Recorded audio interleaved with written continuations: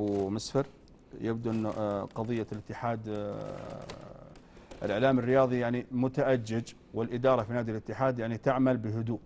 كيف ترى يعني التناقض في الموقفين؟ حقيقة يا أستاذ خالد، أنا أعتبر ما حدث أو سيحدث لنادي الاتحاد إن تم سقطه لا تغتفر صراحة للمسؤولين في الرياضة السعودية. من يتحملها؟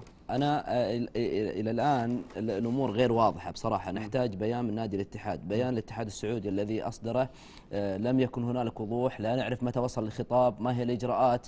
الآن الأستاذ رافت التركي يعني حسب ما قرأنا في صحيفة المدينة ذكر بأن الخطاب وصل في شهر أغسطس، والآن احنا في شهر ديسمبر تقريبا. يعني هل يعقل خلال الفترة هذه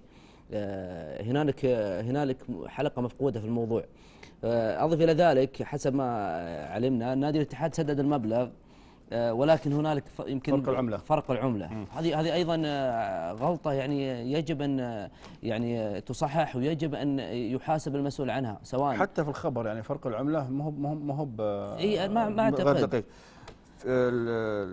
9000 دولار هنا مكتوب، بينما ذكر وكيل أعمال اللاعب منسو بأنه 1000 يورو. 1000 يورو يعني قريب، يعني يمكن أقل، يعني 6000 أو 7000 تقريبا. أضيف إلى ذلك أستاذ خالد، لو رجعنا لأصل القضية يعني من الأساس، لاعب منسو كلنا نعرف كيف تم منع نادي الاتحاد منه بقرار من الاتحاد السعودي.